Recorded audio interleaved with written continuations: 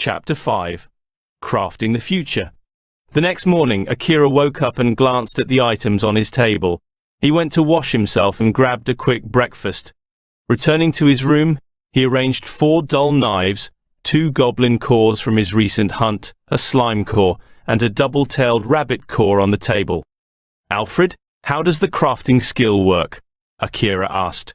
"All the books we read didn't have any information on crafting skills," Alfred replied.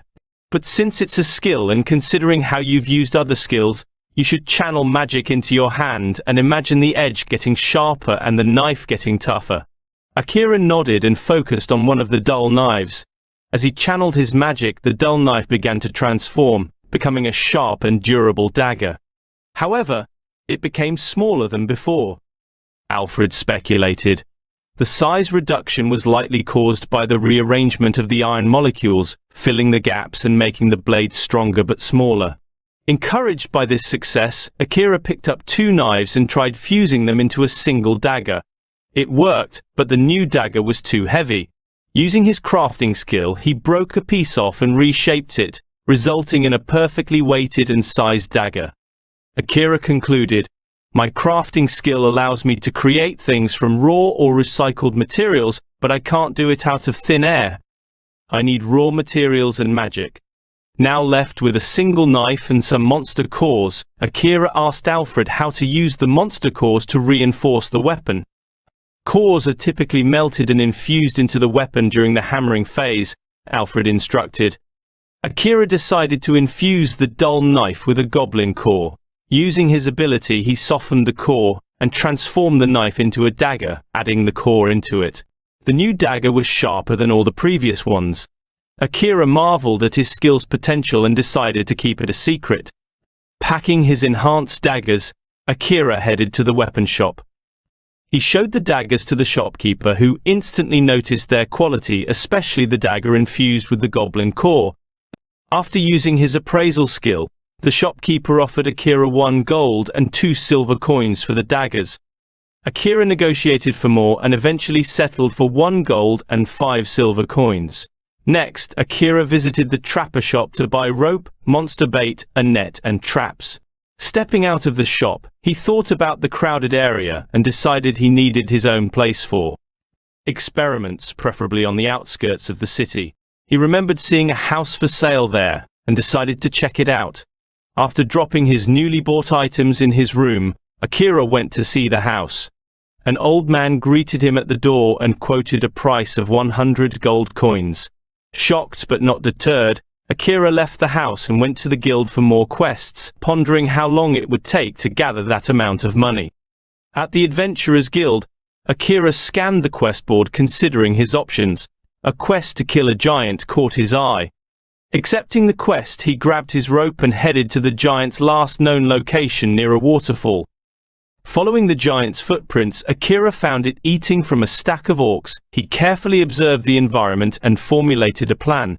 Using his crafting skill, he reinforced his rope and added a goblin core to his sword. He tied the rope to a rock and several trees and placed big stones, sharpening them with his skill. Next, Akira crafted a wooden spear from a tree trunk.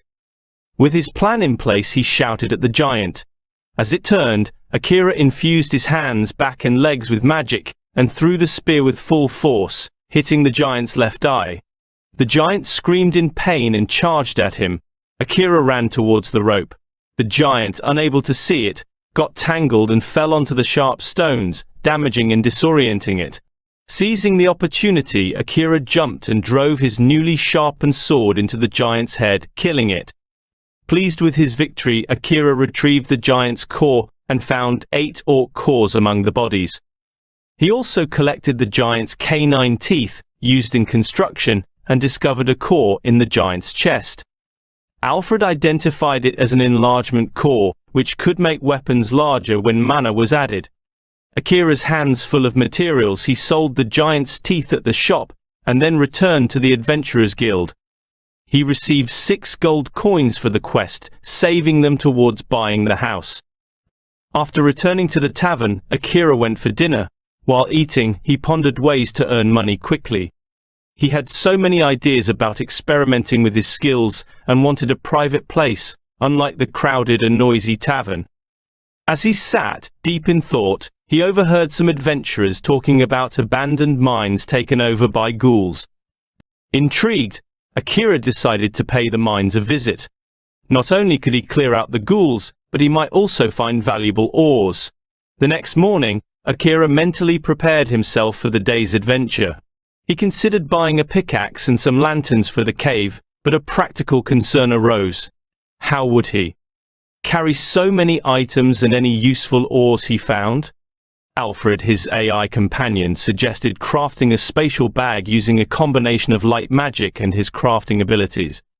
Instantly, the knowledge of how to create it came to Akira's mind. A spatial bag appeared to be a normal bag but possessed an internal dimension, allowing for seemingly unlimited storage space as long as items could fit through its mouth.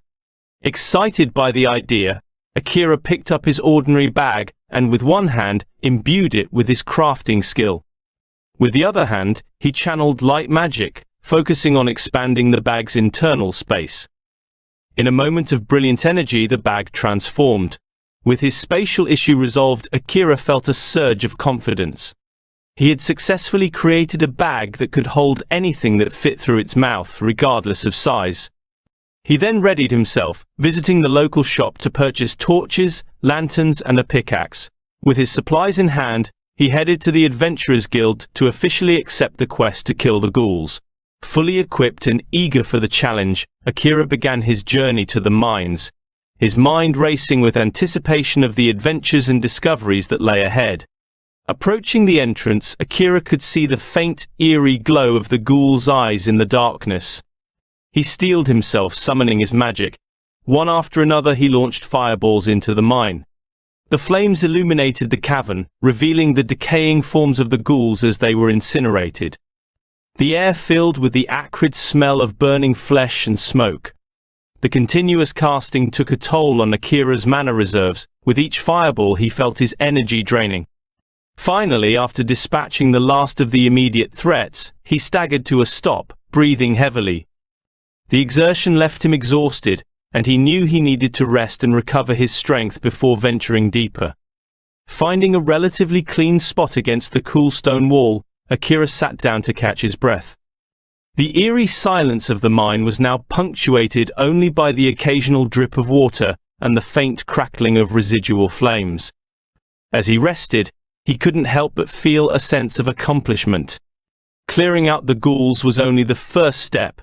The real adventure lay in exploring the mine's depths and uncovering its hidden treasures. With his mana slowly regenerating and his strength returning, Akira allowed himself a moment of reflection. He considered the potential riches within the mine, precious ores, rare minerals, and perhaps even ancient artifacts long forgotten. The anticipation of discovery reignited his determination. He knew he had to pace himself, but the thrill of the unknown beckoned irresistibly. After a brief rest, Akira stood up, feeling revitalized. He adjusted his gear, ensuring everything was in place, and prepared to delve deeper into the mine. The path ahead was shrouded in darkness, but with his lantern in hand and his newly crafted weapons at his side, he felt ready to face whatever challenges awaited him.